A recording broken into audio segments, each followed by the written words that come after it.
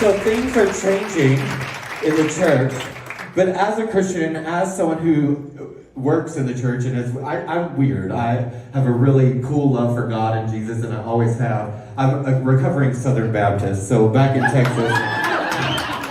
Texas, I was raised Southern Baptist, and so I came out of the closet when I was 15 years old as a gay man, because that's all I knew then. That's the only terminology I knew. Non-binary wasn't really a terminology for a little queer in East Texas, and then even learning that terminology and then coming to terms with who I am, it's just been a beautiful journey. But when I came out of the closet, the church, I remember sitting in a Sunday school class. I really had questions.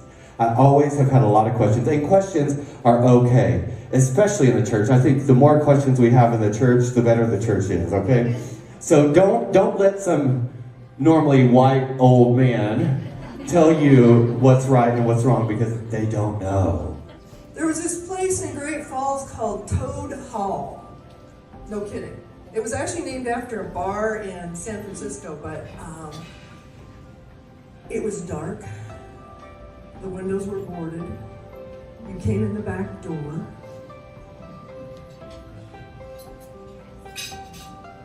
And you tried to be as invisible as you could the rest of the week.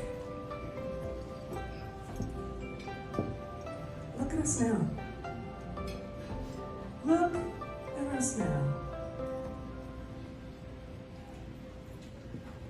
There's still some hiding. There's still darkness. There's still shame. At times there's a lot of hopelessness. We know what our suicide rate is in the community. And there's people like the folks that were evangelizing to us yesterday that don't even know that they're part of that problem. And I'm here as someone who honestly would probably call herself Christian cautiously and with lots of qualifiers. But I stay in that lane because y'all need to know that those people do not speak for everyone. Yeah. They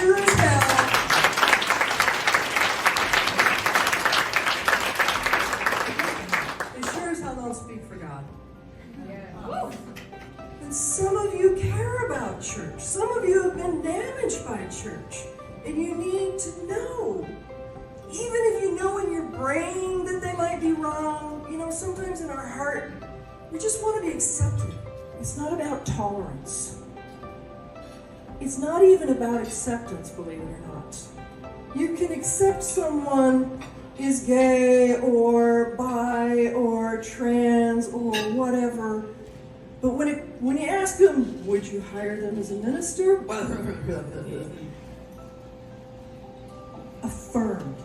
Affirm to the core of your being as loved and lovely, just the way you are.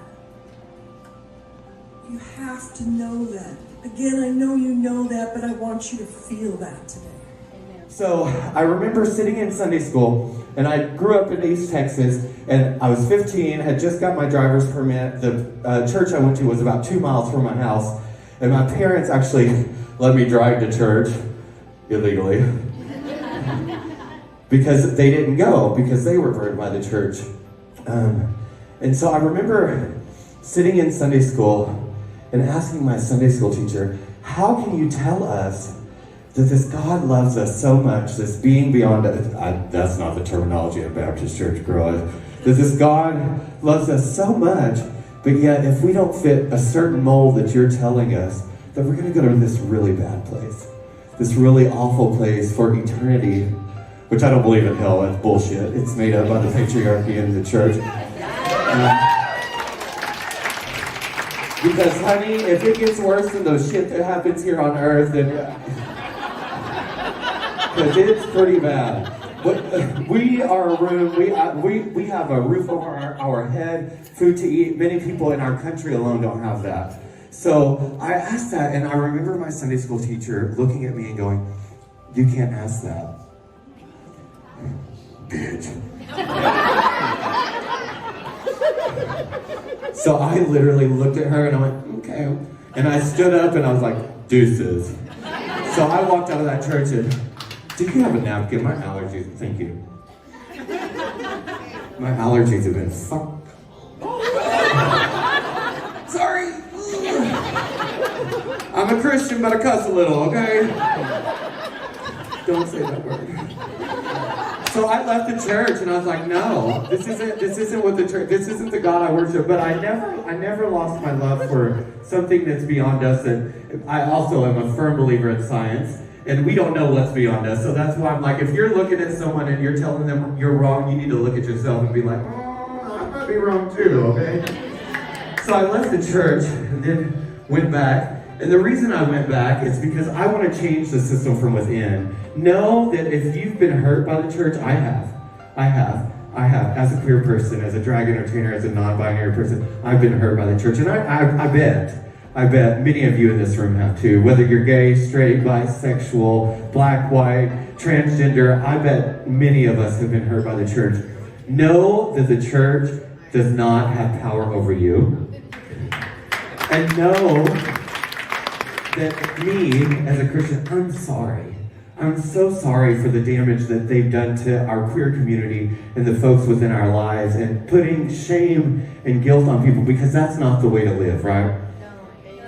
I went back to, so my mom, I'm going to tell you all about my life story. I got 9 minutes.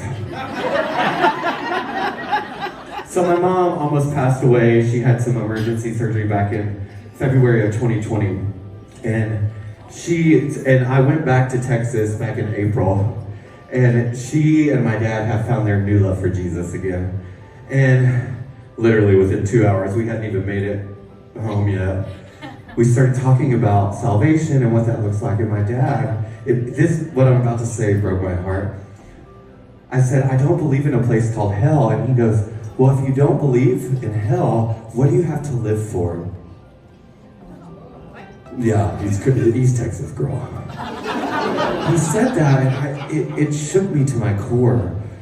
I was like, I live for love. I live for kindness. I live for humanity. I don't live to try to avoid a place that I firmly believe doesn't exist, but that we don't know exists. So live into love, live into justice, and live into harmony, and know that you are important, that you have power. Know that you are meant to be here. You are here for a reason. Know that if you feel like you're alone, you're not. And I know sometimes it feels so hard. I suffer with rampant depression, honey. But know that you are not alone. And there are so many resources. There are organizations like Casper Pride that can help you with resources. There are organizations like the Trevor Project. Go to the center on Colfax in Denver, to their website. There are many, many resources. Q Christian Network, there are resources to help you. If you feel that you're alone, my Facebook and Instagram messages are always open. Always open for you. You are not alone. You are important. You are here for a reason. And don't let anyone take that power away from you, because you are beautiful. And you are...